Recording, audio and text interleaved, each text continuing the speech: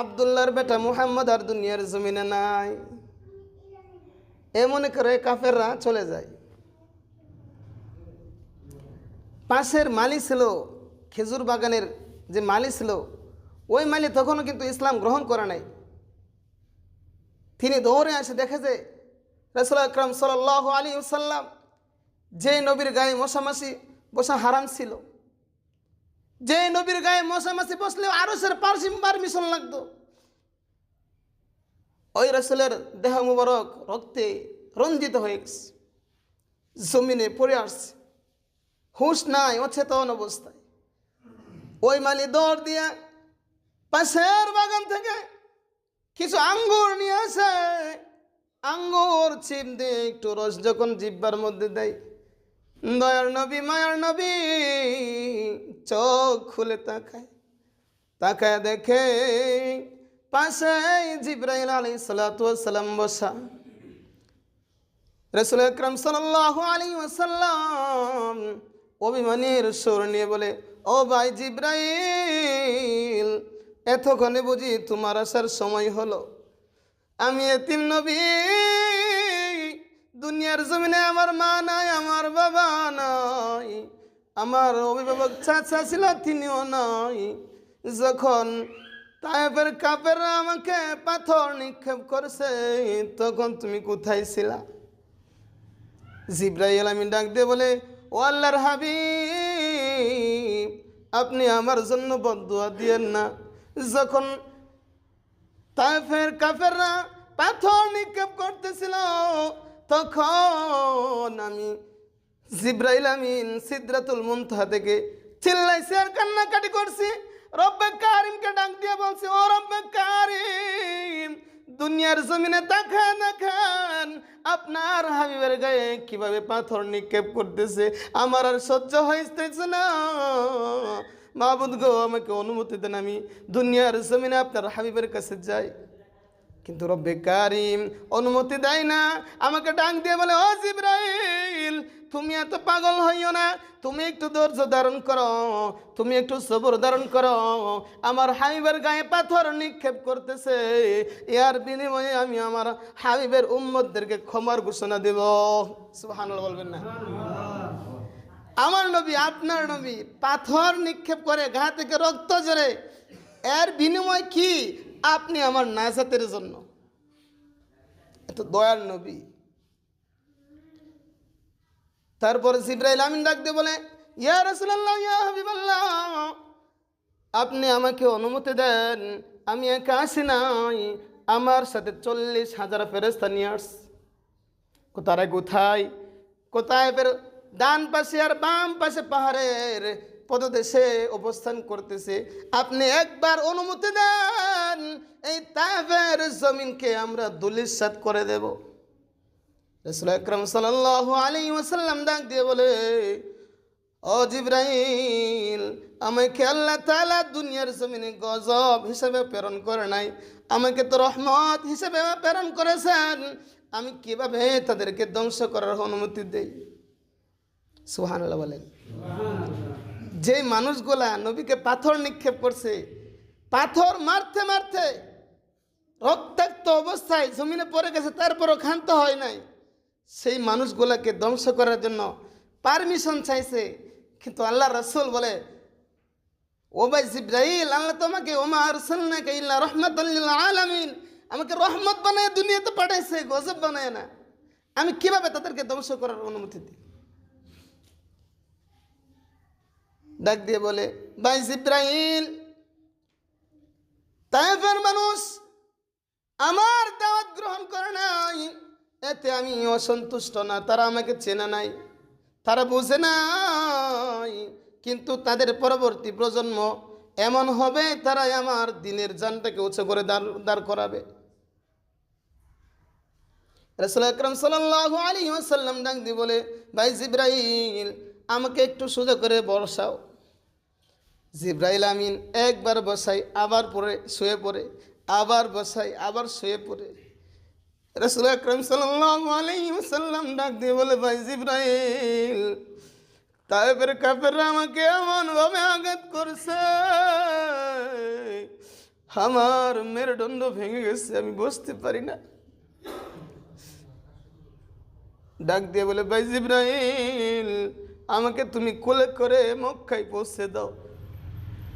রক্তমাখা অবস্থায় রাসূল আকরাম সাল্লাল্লাহু আলাইহি ওয়াসাল্লাম যখন মক্কা মুনাওয়ারায় মক্কা নগরে প্রবেশ করে, এমন অবস্থায় মক্কার কুরাইশরা দেখে তাদের রক্ত গরম হয়ে যায়। ডাক দিয়ে বলে, আব্দুল্লাহ বেটা মুহাম্মদের ধর্ম ভিন্ন হতে পারে, আমরা তার ধর্মের অনুসরণ না করতে পারি, কিন্তু সে তো কুরাইশের বংশধর, তার গায়ে কুরাইশের রক্ত বইতেছে।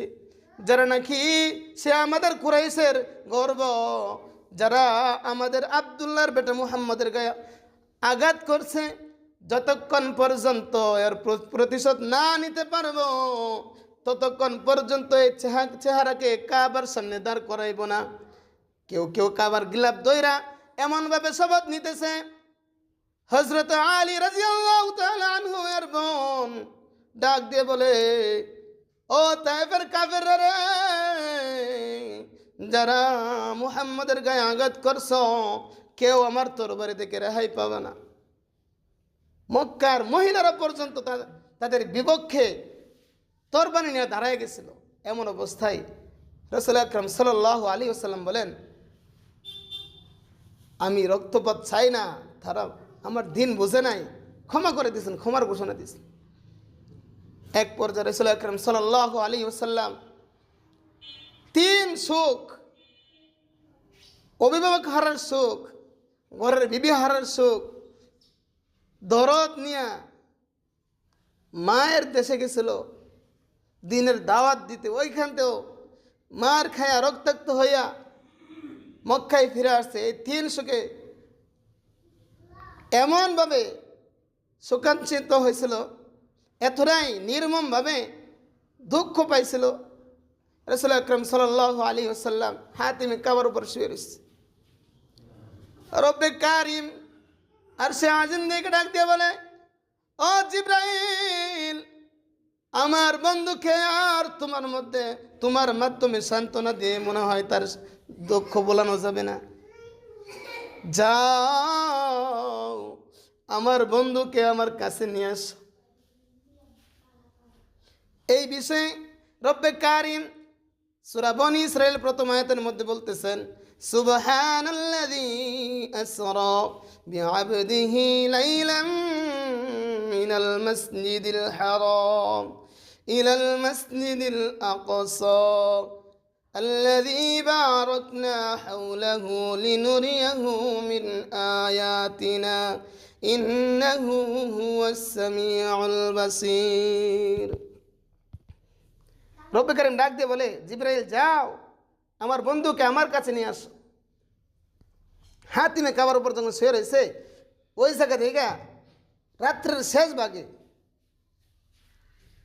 জিবরাইল আমিন রাসূল আকরাম সাল্লাল্লাহু আলাইহি ওয়াসাল্লামকে মক্কা থেকে বাইতুল মুকাদ্দাসে নিয়ে যায়। মক্কা থেকে বাইতুল মুকাদ্দাস পর্যন্ত যেই সফরটা করা হয়, এটাকে কোরআনের ভাষা আসরা সাইর বলা হয়। বাইতুল মুকাদ্দাসে গিয়ে দেখে ওই জায়গায় সমস্ত আম্বিয়া আলাইহিস সালাতু ওয়াস সালাম উপস্থিত। সব জায়গা ফিলাপ হয়ে গেছে, কোনো জায়গা খালি নাই, শুধু সামনে যে ইমাম সাহেবের জায়গা, ওই জায়গাটা খালি। ওই জায়গা যাওয়ার পর জিবরাইল আমিন রাসূল আকরাম সাল্লাল্লাহু আলাইহি ওয়াসাল্লামকে সামনে দাঁড় করায় দেন। সুবহানাল্লাহ বলবেন না? এই জন্য বলা হয় সাইয়্যিদুল মুরসালিন, সমস্ত আম্বিয়া আলাইহিস সালাতু ওয়াস সালামের ইমামুল মুরসালিন বলা হয় আমাদের নবীকে। হযরত আদম আলাইহিস সালাতু ওয়াস সালাম থেকে আখির নবী হযরত মুহাম্মদ সাল্লাল্লাহু আলাইহি ওয়াসাল্লাম পর্যন্ত যত আম্বিয়া আলাইহিস সালাতু ওয়াস সালাম দুনিয়ার জমিনে আসছিল, সবাই ওই দিন রাসূল আকরাম সাল্লাল্লাহু আলাইহি ওয়াসাল্লামের ইমামতিতে নামাজ আদায় করছেন। বলেন সুবহানাল্লাহ।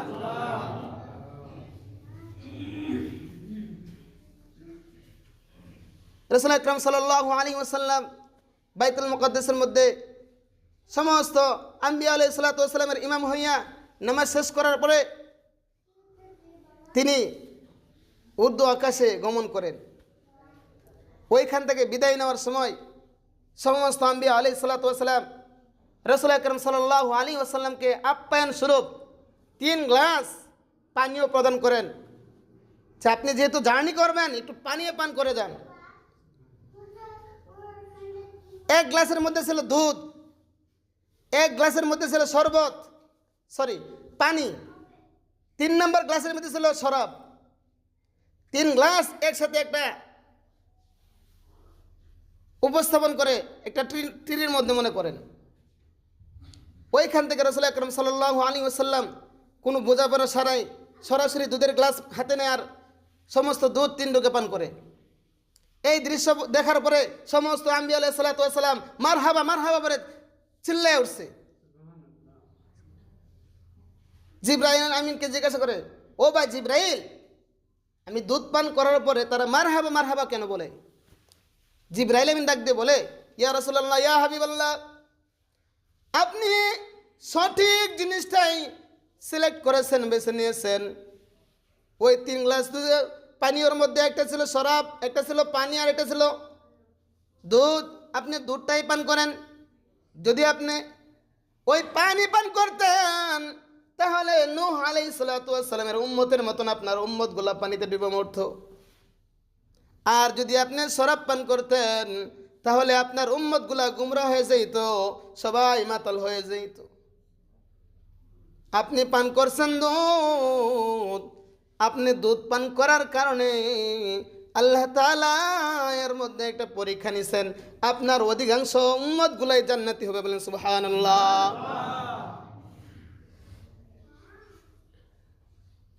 তারপরে জিবরাইল আমিন রাসূল আকরাম সাল্লাল্লাহু আলাইহি ওয়াসাল্লামকে নিয়ে প্রথম আসমানে যায়।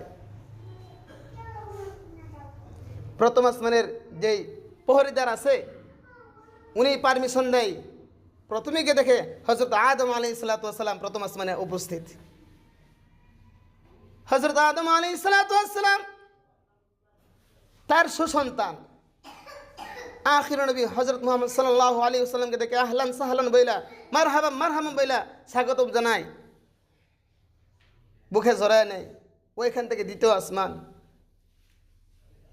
অনেক লম্বা ইতিহাস, আজকে বলে শেষ করা যাবে না। তো আল্লাহ তাআলা আমাদের সবাইকে তাওফিক দান করুন যে রব্বে কারিম আমাদেরকে এমন নবী দিয়েছেন, যেই নবী আপনি আমার জন্য মার খায়, রক্ত ঝরায়, আপনি আমার নাজাতের জন্য চোখের পানি ফেলায়, নিজের দান্দন মুবারক শহীদ করে নিজের পিঠ মুবারকের মধ্যে হযরত আয়েশা সিদ্দিকা রাদিয়াল্লাহু তাআলা আনহা বলেন, রাসূল সাল্লাল্লাহু আলাইহি ওয়াসাল্লামের বিবি খাদিজাতুল কুবরা যখন দুনিয়া থেকে বিদায় নেন, তারপরে কোনোদিন আমরা রাসূলের খালি গায়ে অবস্থা দেখে নাই। তো একদিন আমরা সব বিবিরা মিলা রাসূলকে বললাম, ইয়া রাসূলুল্লাহ, ইয়া হাবিবাল্লাহ, শুনছি খাদিজাতুল কুবরা যখন জীবিত ছিল তখন উনি আপনাকে গোসল করাই দিতেন, উনি দুনিয়ার জমিনে নাই, তো আমরা একটু আমাদের মনে চাই একটু গোসল করাইতে আপনাকে। রাসূল আকরাম সাল্লাল্লাহু আলাইহি ওয়াসাল্লাম ডাক দিয়ে বলে, আয়েশা রে, তোমরা সহ্য করতে পারবা না। বলে, কি এমন জিনিস আছে যেটা সহ্য করতে পারবো না? আসেন। হযরত আয়েশা সিদ্দিকা রাদিয়াল্লাহু তাআলা আনহা যখন গায়ের কাপড় সরাইয়া পিঠের মধ্যে হাত দেয়, পিঠের যে অবস্থা দেখে সাথে সাথে অজ্ঞান হয়ে জমিনে পড়ে যায়। হযরত আয়েশা সিদ্দিকা রাদিয়াল্লাহু তাআলা আনহা ডাক দিয়ে বলে, ইয়া রাসূলুল্লাহ, ইয়া হাবিবাল্লাহ, আপনার জন্মের পূর্বে আপনার বাবা ছিল না, জানতাম। ছোটবেলা মা হারাইছেন, জানতাম গো নবী। আপনার বংশধরের মধ্যে কেউ কি ছিল না আপনার গার্ডিয়ান? আমার মনে হয় ছোটবেলা আপনার বসন্ত হয়েছিল, কেউ আপনার চিকিৎসা করে নাই। আমার মনে হয় আপনার গার্ডিয়ান ছিল না দেখা কেউ চিকিৎসা করে নাই, আপনার বসন্ত হয়েছিল বুঝি ছোটবেলায়। রাসূল আকরাম সাল্লাল্লাহু আলাইহি ওয়াসাল্লাম ডাক দিয়ে বলে, আয়েশা রে, এই কারণে বলছি তোমরা ধৈর্য ধরতে পারবে না, সহ্য করতে পারবে না। ও আয়েশা, আমার গায়ে কোনো বসন্ত হয় নাই, আমার গায়ের মধ্যে কখনো কোনো অ্যালার্জিও হয় নাই। পিঠের যে গর্তগুলো দেখতেছ এটা কোন বসন্তের গর্থ না, তোমার মাতৃদেশে তাইফের জমিনে এই কালিমার দাওয়াত নিয়ে যখন গেছিলাম, ওই জায়গায় কাফেররা আমাকে পাথর নিক্ষেপ করছিল।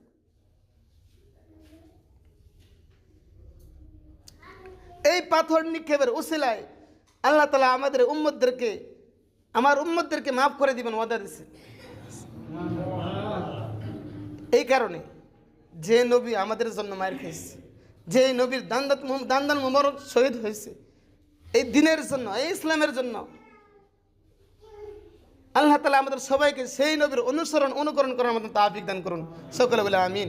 আর সবচেয়ে বড় কথা, আমি গত জুমার মধ্যে বলছিলাম যে আমাদের মসজিদের কিছু কিছু কাজ বাকি রয়েছে, যেগুলো নাকি আমরা পূরণ করতে পারি।